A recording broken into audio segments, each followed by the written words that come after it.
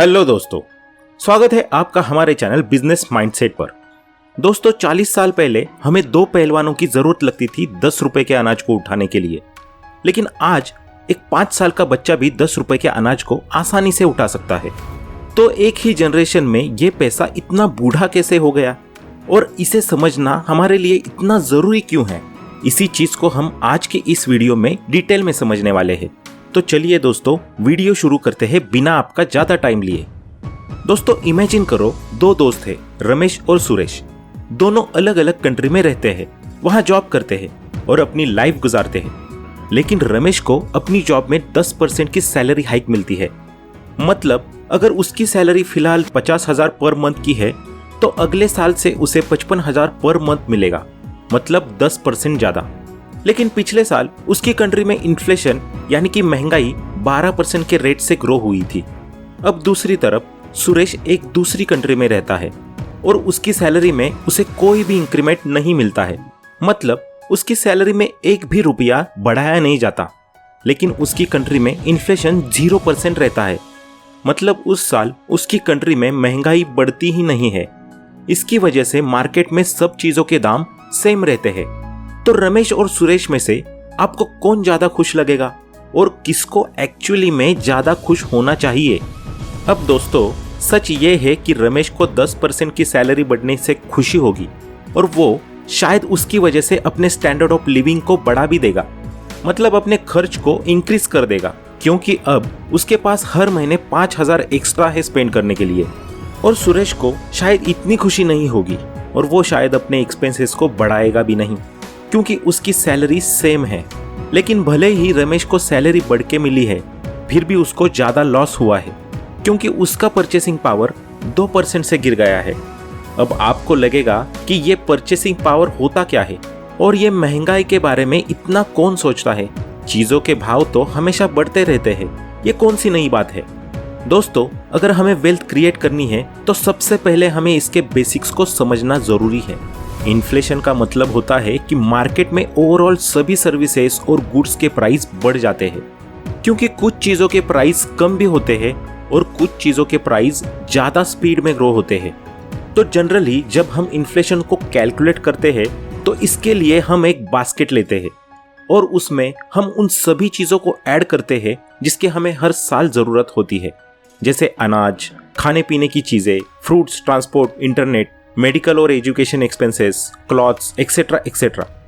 तो इनमें से कुछ चीजों का प्राइस बढ़ा भी होगा और कुछ चीजों का प्राइस कम भी हुआ होगा। जैसे इंटरनेट का प्राइस पिछले 5 साल में कम हुआ है, लेकिन बाकी चीजों का प्राइस 5 साल में बढ़ा है। तो इन सारी चीजों का हम एक इंडेक्स बनाते हैं, बिल्कुल उसी तरह जिस तरह हम स्टॉक मार्केट में निफ्टी या सेंसेक्स का एक इंडेक्स बनाते हैं जिसमें 30 से 50 कंपनीज होती है। तो इसी तरह इन्फ्लेशन के लिए जो इंडेक्स यूज होता है उसे हम कहते हैं कंज्यूमर प्राइस इंडेक्स, और फिर हम इस इंडेक्स का ट्रेंड चेक करते हैं। तो जब हमारे जरूरत की चीजों का प्राइस जनरली बढ़ता है तो ये इन्फ्लेशन का इंडेक्स ऊपर जाता है, और तब हम कहते हैं इस साल हमारी कंट्री में इन्फ्लेशन इतने इतने % से बढ़ा है, और फिर लॉन्ग टर्म में हम उसका एवरेज भी निकाल सकते हैं। जैसे पिछले 40 सालों में इंडिया में इन्फ्लेशन ऑन एन एवरेज 7.7% के रेट से बढ़ा है। तो अब हम ये समझते हैं कि इन्फ्लेशन को समझना हमारे लिए इतना जरूरी क्यों है। तो दोस्तों इमेजिन करो कि सनी को 1 करोड़ की लॉटरी लगती है। अब क्योंकि वो अपने जॉब को बिल्कुल पसंद नहीं करता है तो वो सबसे पहले अपना मंथली एक्सपेंसेस कैलकुलेट करता है और उसे पता चलता है कि हर साल उसे 2 लाख रुपए की जरूरत होती है, और सनी अभी 30 साल का है। तो वो एस्टिमेट करता है कि इंडिया में ऑन एन एवरेज लोग 70 से 80 साल के एज तक जीते हैं। तो वो सबसे पहले 50 लिफाफे बनाता है, उनमें 2-2 लाख रुपए रख देता है, ताकि वो हर साल एक एनवलप ओपन करेगा और उसे साल भर का खर्चा करेगा।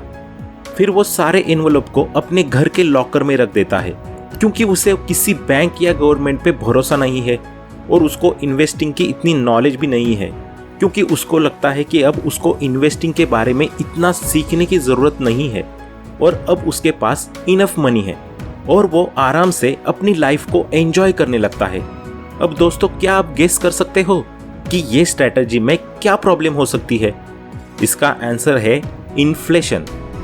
शुरुआत के कुछ सालों तक सनी को पता भी नहीं चलेगा कि वो कहाँ गलत है, लेकिन 10-15 साल बाद उसे क्लियरली समझ आना शुरू हो जाएगा कि उसकी स्ट्रेटेजी में क्या मिस्टेक है, और फिर 20 साल बाद उसे अपनी गलती रियलाइज हो जाएगी, क्योंकि फिर उसे एक साथ 5 लिफाफे खोलने पड़ेंगे, तब जाकर उसके पूरे साल का एक्सपेंस कवर होगा। मतलब जो चीजें वो अभी पूरे साल में 2 लाख रुपए में खरीदता है, वही चीजों के लिए उसे 10 लाख रुपए स्पेंड करने होंगे। लेकिन सनी के लिए तब तक ऑलरेडी बहुत लेट हो चुका होगा, क्योंकि एक तो उसके पैसे टाइम से पहले खत्म हो चुके होंगे, और सबसे डेंजरस चीज तो ये है कि वो ऐसे टाइम पर खत्म हो चुके होंगे कि जब वो 50 साल की एज का होगा, और तब वो शायद कहीं काम करने के भी लायक नहीं होगा। तो अपनी ओल्ड एज में सनी को काफी ज्यादा डिफिकल्टीज फेस करनी पड़ सकती है। तो इसलिए इस इन्फ्लेशन के टॉपिक को हम ऐसे इग्नोर नहीं कर सकते। तो अब हम ये समझते हैं कि इस इन्फ्लेशन से सबसे ज्यादा नुकसान में कौन होता है। दोस्तों, हर कंट्री में 2 तरह के लोग होते हैं, एक वर्कर्स ग्रुप यानी कि एम्प्लॉय, और दूसरे बिजनेसमैन यानी बिजनेस ओनर्स और स्टॉक ओनर्स। अभी ये चीज तो हम सबको पता है कि एम्प्लॉयज को एक फिक्स सैलरी मिलती है, फिर चाहे महंगाई हमारे कंट्री में कितनी भी कम हो या ज्यादा हो। लेकिन बिजनेसमैन को अपना प्रॉफिट कंट्री की इकोनॉमिक कंडीशंस और उनके बिजनेस ग्रोथ के हिसाब से मिलता है। तो जैसे हमने स्टार्टिंग में डिस्कस किया कि इन्फ्लेशन का मतलब सब चीजों के प्राइसेस बढ़ जाना है, तो अब सवाल ये है कि इन चीजों का प्राइस बढ़ा कौन रहा है। तो इसका आंसर है बिजनेसमैन।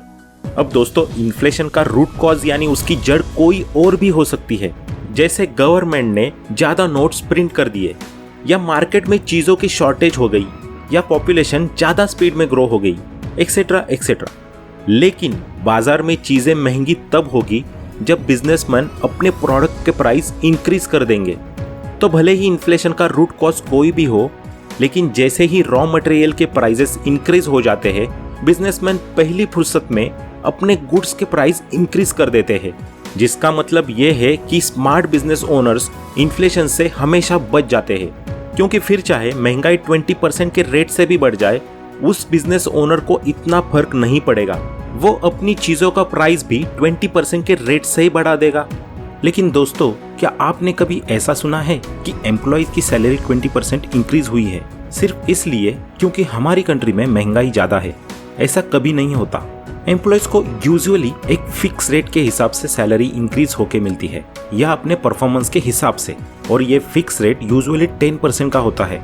लेकिन इंडिया में महंगाई 7 से 8% के रेट से हर साल बढ़ती आ रही है, जिसका मतलब ये है कि एम्प्लॉयज का परचेसिंग पावर सिर्फ 2 से 3% के रेट से बढ़ता है। और अगर आप अपनी सेविंग्स को किसी बैंक, एफडी में या सेविंग अकाउंट में रखते हो, जहां आपको सिर्फ 4 से 5% का इंटरेस्ट मिलता है, लेकिन सामने महंगाई 7 से 8% के रेट से बढ़ती है, तो बेसिकली आप एक जगह से पैसा कमा के दूसरी जगह पैसा लूज कर रहे हो। तो अब सवाल ये उठता है कि इस इन्फ्लेशन के डेंजर से हम अपने आप को प्रोटेक्ट कैसे कर सकते हैं। तो इसके लिए हम कुछ इंपॉर्टेंट स्टेप्स ले सकते हैं। सबसे पहला तो ये कि जो भी आप सेविंग्स करते हो तो उसे आपको तुरंत काम पे लगाना होगा। लेकिन जब भी हम इन्वेस्टिंग की बात करते हैं तो हमारे सामने बहुत सारे ऑप्शंस होते हैं। किसी में रिस्क बहुत ज़्यादा होता है तो किसी में कम, लेकिन जब रिस्क कम होता है तो रिटर्न भी बहुत कम होता है, और फिर लोग कंफ्यूज हो जाते हैं, जिससे अल्टीमेटली वो गलत फैसला ले लेते हैं। तो यहाँ पे आप लोगों को मैं एक काफ़ी सिंपल और काफ़ी यूजफुल शॉर्टकट देता हूँ। वो ये है कि जब भी आप किसी इन्वेस्टमेंट को चूज करते हो तो आप हमेशा उसका रियल रिटर्न देखो। अभी ये रियल रिटर्न क्या होता है उसको हम समझते हैं। तो जब भी हम इंडियंस एक छोटे अमाउंट को कहीं सेफ जगह पे इन्वेस्ट करने की बात करते हैं तो हमारे पास 2 ही ऑप्शंस कॉमन होते हैं। एक होता है गोल्ड और दूसरा होता है एफडी। अब जो भी लोग एफडी में इन्वेस्ट करते हैं तो सबसे पहले उन्हें टोटल रिटर्न चेक करना चाहिए, मतलब इन्फ्लेशन को मिला के। जैसे इंडिया में आजकल एफडी में 5 से 6% का इंटरेस्ट मिलता है, लेकिन हमारा इन्फ्लेशन 7 से 8% की रेट से बढ़ता है। तो ये बेसिकली एक लॉस मेकिंग इन्वेस्टमेंट है, क्योंकि फिर इसका रियल रिटर्न मतलब इन्फ्लेशन एडजस्टेड रिटर्न -2 से 3% का होता है। तो इसलिए आपको सिर्फ अपने इमरजेंसी फंड को ही बैंक में रखना चाहिए, ऐसे फंड जिसकी आपको शॉर्ट टर्म में जरूरत लग सकती है। फिर दूसरा ऑप्शन आता है गोल्ड। अब ये सबसे पुराना इन्वेस्टमेंट भी है जिसमें लोग हजारों सालों से ट्रस्ट करते आ रहे हैं। लेकिन प्रॉब्लम यह है कि इसमें आपका इन्वेस्टमेंट इन्फ्लेशन जितना ही ग्रो होता है।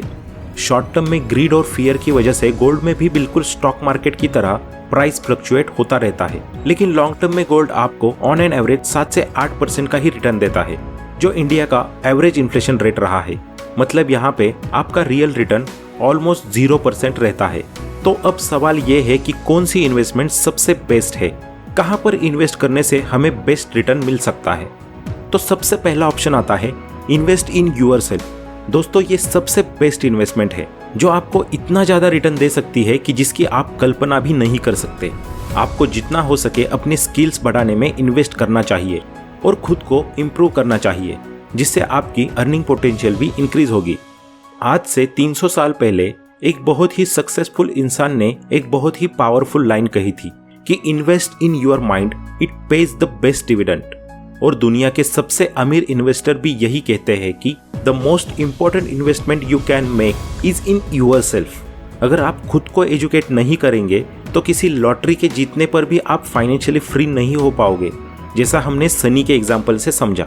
लेकिन अगर कोई सेल्फ एजुकेटेड इंसान जैसे बिल गेट्स या वॉरेन बफेट किसी वजह से अपनी सारी वेल्थ खो देते हैं, तो इन्हें इतनी चिंता करने की जरूरत होगी ही नहीं, क्योंकि बिल गेट्स को कोई भी सॉफ्टवेयर कंपनी में या किसी हाईटेक कंपनी के बोर्ड ऑफ डायरेक्टर्स में आसानी से जगह मिल जाएंगी, जहां वो अपने नॉलेज और एक्सपीरियंस के बेस पे उनको एडवाइस दे सकते हैं कि वो उस कंपनी को ग्रो कैसे करे, और उसके बदले में वो एक फी चार्ज कर सकते हैं। या वॉरेन बफेट को लोग आसानी से अपने पैसे दे देंगे इन्वेस्ट करके ग्रो करने के लिए, और वो उसके लिए एक छोटी सी फी चार्ज कर सकते हैं, और लोग उन्हें खुशी खुशी वो फी पे भी कर लेंगे, क्योंकि उनकी सालों की नॉलेज और एक्सपीरियंस उनकी मदद करेंगी। तो उसी तरह जैसे जैसे आप अपनी नॉलेज और स्किल्स को इम्प्रूव करते हो, तो आप इन्फ्लेशन के मुकाबले काफ़ी स्पीड में अपनी इनकम और वेल्थ को ग्रो कर सकते हो। फिर दोस्तों, इसके बाद अगला ऑप्शन आता है इक्विटी, यानी स्टॉक मार्केट और म्यूचुअल फंड। लेकिन प्रॉब्लम ये है कि लोगों को ये बहुत ही रिस्की लगता है, तो इसे रिस्की ज़्यादातर सिर्फ 2 लोग समझते हैं। एक वो जो इसमें इन्वेस्ट कभी करते ही नहीं, और दूसरे वो इसमें बिना किसी नॉलेज के ट्रेडिंग करते हैं।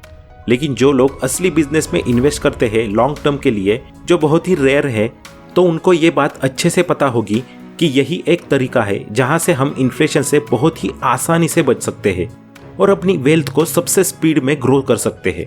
अब जैसा कि हमने पहले ही डिस्कस किया कि जब इन्फ्लेशन लॉन्ग टर्म में ज़्यादा होता है, तो इसका इफेक्ट सबसे पहले बिजनेस में ही रिफ्लेक्ट करता है, क्योंकि चीज़ों के प्राइस बढ़ते ही तब है जब बिजनेसमैन अपने गुड्स और सर्विसेज के प्राइस इंक्रीज करते हैं।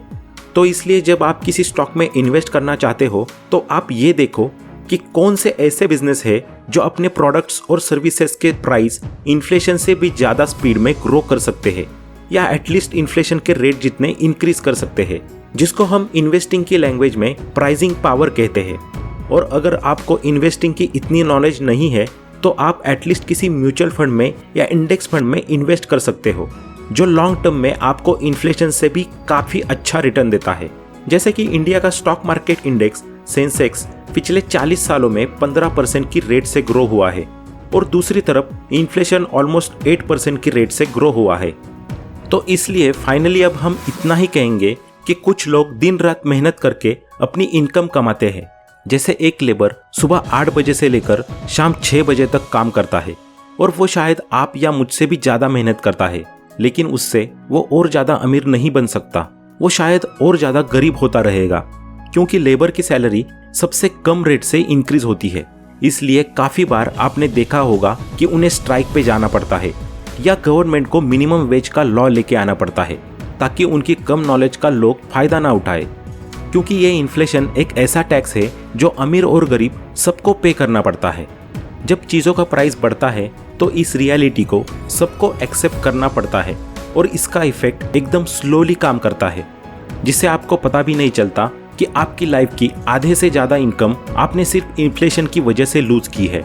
तो इसलिए वेल्थ क्रिएशन की जर्नी में आप कितना कमाते हो वो शायद इतना मैटर नहीं करता है। फ्यूचर में आप कितना कमा सकते हो और वो क्या रेट से ग्रो हो सकता है, वो सबसे ज़्यादा मायने रखता है।